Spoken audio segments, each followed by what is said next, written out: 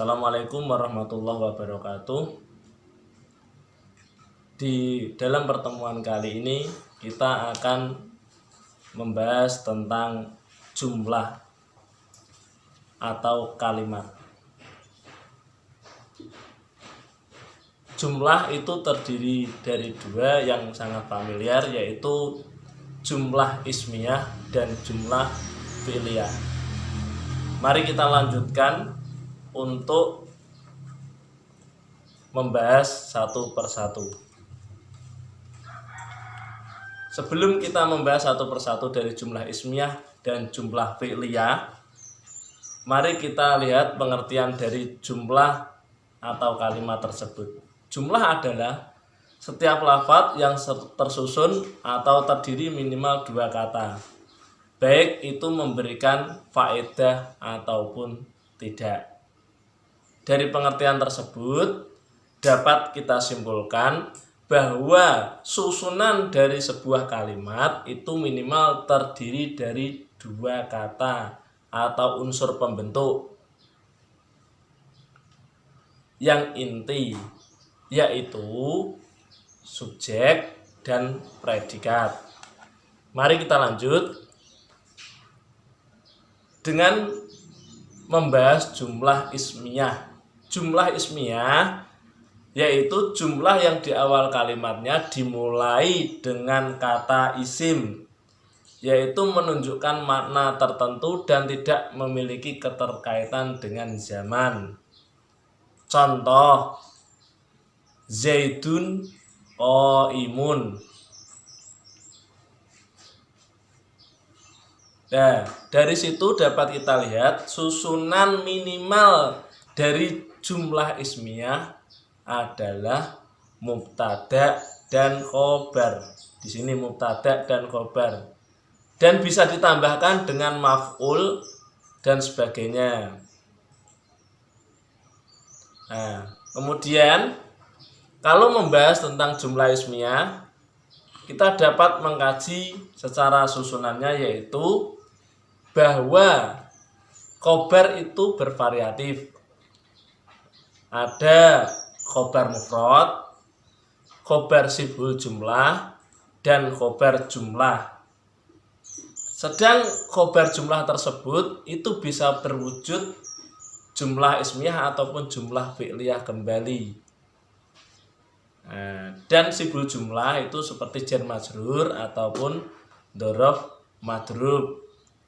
Contoh dari sibul jumlah itu tahtal maktabi.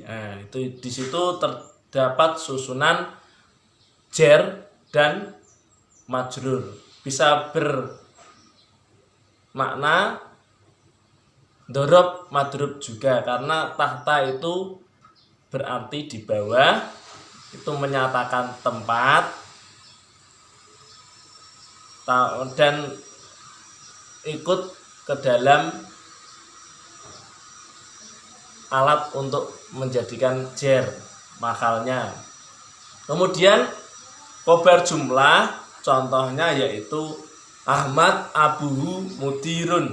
Kata abuhu mudirun itu merupakan susunan jumlah ismiyah, yang mana jumlah ismiyah tersebut merupakan anak kalimat. Kalau dalam bahasa Indonesia itu klausa, itu berkedudukan sebagai predikat atau khobar, tetapi berbentuk susunan jumlah ismiyah kembali.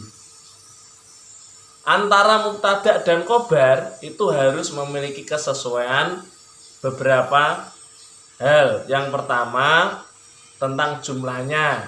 Jumlah itu dapat dilihat apakah mubtada dan khobar itu mufrad ataupun tasniyah ataupun jamak, dan harus sesuai juga dari jenisnya, yaitu antara mu'annas ataupun mudzakarnya. Kemudian struktur jumlah ismiyah. Jumlah ismiyah dapat terdiri dari mubtada isim ma'rifat, kemudian khobarnya isim nakiro. Ada juga mubtada isim ma'rifat, khobarnya isim ma'rifat. Mubtadanya masdar muawwal, khobarnya isim nakirah. Khobarnya jar majrur, sedangkan mubtadanya isim nakirah.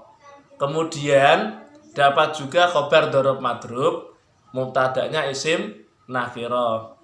Khobarnya jar majrur, mubtadanya isim ma'rifat. Dan dapat pula khobar berupa dzaraf madrub, kemudian mubtadanya isim ma'rifat. Setelah kita mengenal jumlah ismiyah secara singkat, mari kita lanjutkan kepada jumlah fi'liyah.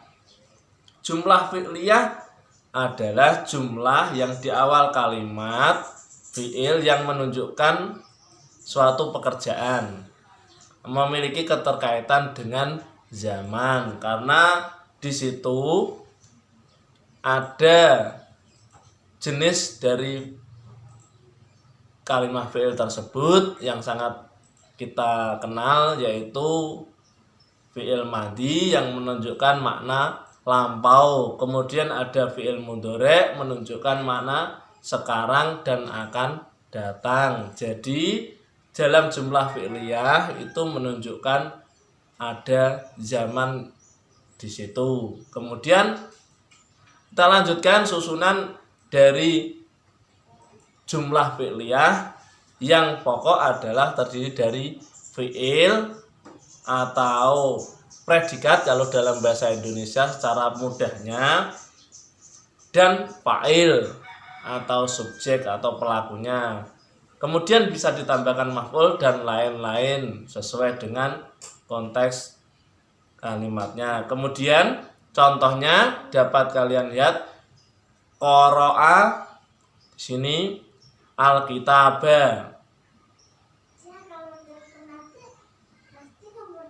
Qara'a al-kitaba. Di sini fa'ilnya itu mustatir, yaitu huwa, karena qara'a itu kan merupakan fi'il madhi dan berkedudukan sebagai fi'il. Nah, fa'ilnya itu mustatir, yaitu huwa. Kemudian al-kitaba itu susunannya menjadi objek, atau dalam bahasa Arab kita kenal dengan istilah maf'ul. Dan perlu diingat, kita tekankan kembali bahwa fi'il itu bisa berupa fi'il madhi, fi'il mudhari, dan fi'il amar atau perintah. Mari kita lanjut. Untuk struktur jumlah fi'liyah itu juga bervariatif. Di situ ada fi'il plus fa'il. Apabila bentuk fi'ilnya aktif dan tidak butuh objek, itu susunan yang pertama. Kemudian ada fi'il ditambahkan dengan naibul fa'il atau pengganti subjek. Apabila fi'ilnya itu pasif dan fa'ilnya tidak diketahui majhul. Kemudian jumlah fi'liyah juga mampu atau boleh terdiri dari fi'il dan fa'il ditambah maf'ul bih apabila fi'ilnya membutuhkan objek. Kemudian bisa berbentuk fi'il ditambahkan fa'il, kemudian huruf jar dan isim majrur apabila fi'ilnya butuh huruf jar atau keterangan tertentu. Kemudian dapat juga berbentuk fi'il, fa'il, dzaraf, dan isim madruf atau yang jatuh setelah dzaraf. Kemudian dapat pula berbentuk fi'il, fa'il ditambah dengan hal atau kondisi subjek apabila fa'ilnya butuh keterangan kondisional. Dan yang terakhir, jumlah ismiyah bisa terdiri dari fi'il ditambah fa'il dan ditambah maf'ul bih yang berupa adat atau ma'dud atau yang sering kita kenal dengan bilangan. Nah, dari sini kita akhiri dulu pertemuan kali ini, penjelasan tentang jumlah secara singkat dan yang terdiri dari jumlah ismiyah dan jumlah fi'liyah. Terima kasih. Wassalamualaikum warahmatullahi wabarakatuh.